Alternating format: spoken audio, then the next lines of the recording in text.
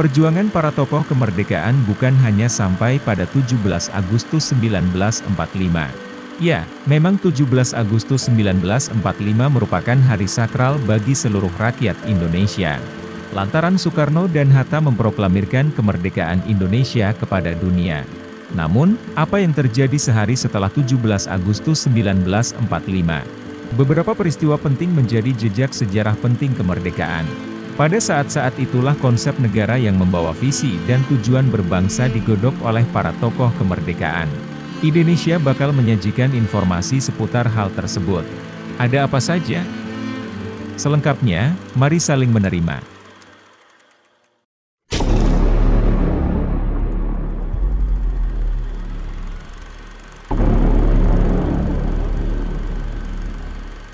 Menjelang proklamasi kemerdekaan Indonesia, dibentuk Panitia Persiapan Kemerdekaan Indonesia, PPKI, pada 7 Agustus 1945. PPKI adalah panitia yang bertugas untuk mempersiapkan kemerdekaan Indonesia. Panitia ini dibentuk pada tanggal 7 Agustus 1945 untuk menggantikan Badan Penyelidik Usaha-Usaha Persiapan Kemerdekaan, serta diketuai oleh Insinyur Soekarno. Sejak dibentuk, PPKI melakukan sebanyak 3 kali sidang, yaitu pada 18, 19, dan 22 Agustus 1945. Hasil sidang PPKI pertama. Hasil sidang pertama PPKI yang dilaksanakan pada 18 Agustus 1945 atau tepat sehari setelah proklamasi kemerdekaan Indonesia dikumandangkan. UUD 1945 disahkan. Dalam sidang pertamanya, PPKI telah membentuk kesepakatan yaitu pengesahan Undang-Undang Dasar 1945. UUD 1945 dianggap sebagai suatu landasan penting yang harus disahkan guna memajukan Indonesia.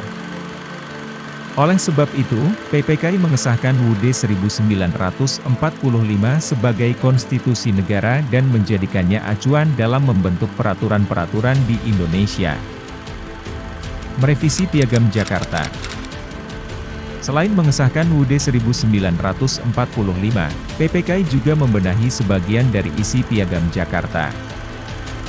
Salah satu kalimat dalam Piagam Jakarta yang berbunyi, ketuhanan dengan kewajiban menjalankan syariat Islam bagi pemeluk-pemeluknya, diubah menjadi, ketuhanan yang Maha Esa, karena tidak semua rakyat Indonesia adalah Muslim. Soekarno dan Mohatta diangkat sebagai Presiden dan Wakil Presiden.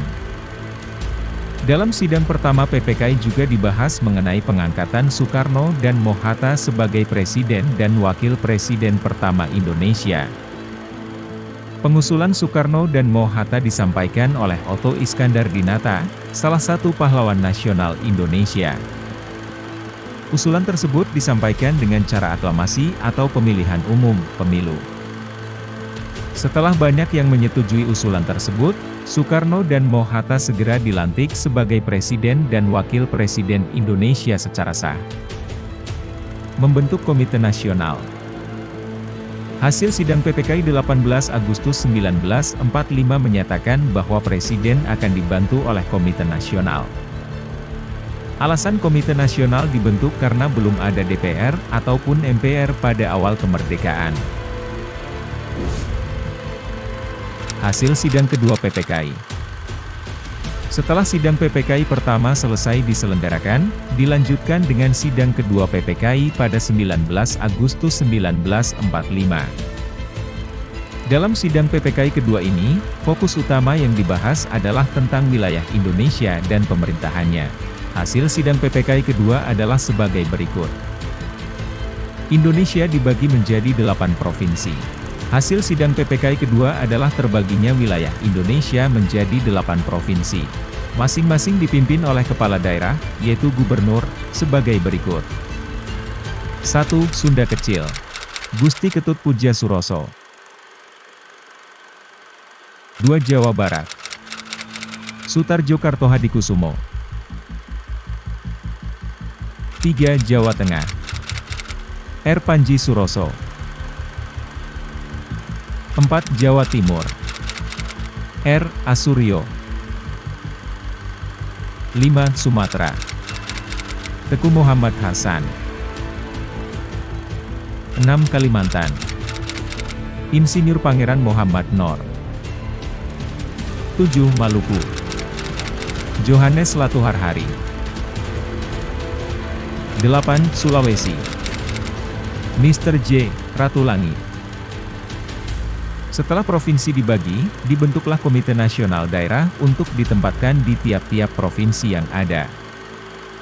Kurang lebih masih sama seperti Komite Nasional, tugas Komite Nasional Daerah adalah untuk membantu Presiden. Dibentuk Departemen dan Menteri. Hasil sidang kedua PPKI lainnya adalah merancang pembentukan departemen yang terbagi menjadi 12 bagian. Departemen tersebut juga akan dibantu dengan menteri-menteri yang dipilih. Ada 12 kementerian di setiap kabinet dan 4 menteri negara non-departemen. Hasil sidang PPKI ketiga. Sidang PPKI ketiga dilaksanakan pada 22 Agustus 1945, dengan hasil sebagai berikut. Membentuk Komite Nasional Indonesia Pusat, KNIP. Pada 29 Agustus 1945, PPKI resmi membentuk KNIP dengan tujuan untuk pemilu di masa mendatang. Fungsi KNIP adalah sebagai pusat dari Dewan Perwakilan Rakyat, DPR. Ketika baru awal terbentuk, jumlah anggota KNIP ada sebanyak 137 orang, terdiri dari golongan muda dan masyarakat Indonesia. Ketua dari KNIP pada masa itu adalah Kasman Singodimedjo.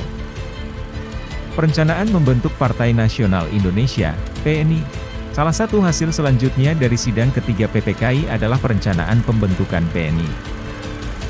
PNI dirancang untuk menjadikan Indonesia sebagai negara yang adil, makmur, dan berdaulat.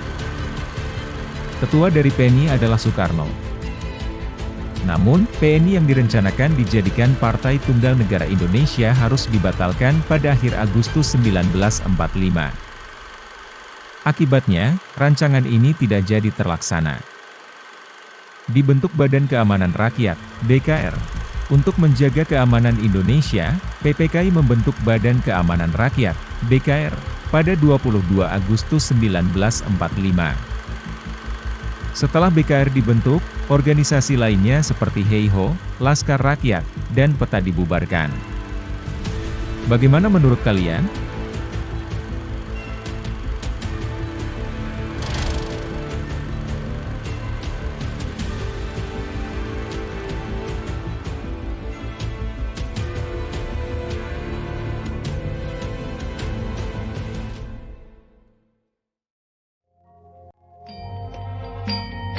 Sejatine mangabisi isih ana sarep.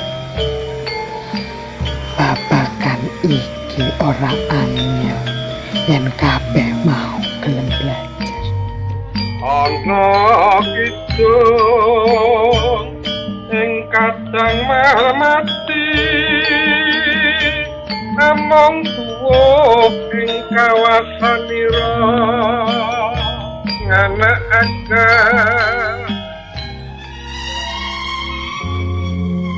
proklamasi kami bangsa Indonesia terutama aspirasi rakyat untuk mengadakan reformasi di segala bidang kehidupan bangsa dan negara.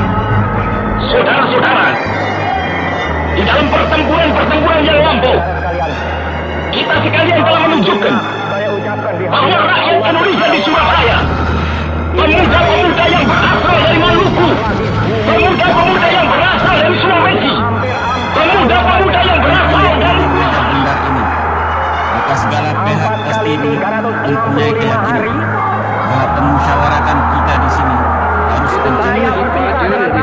Jakarta laksana rasanya seperti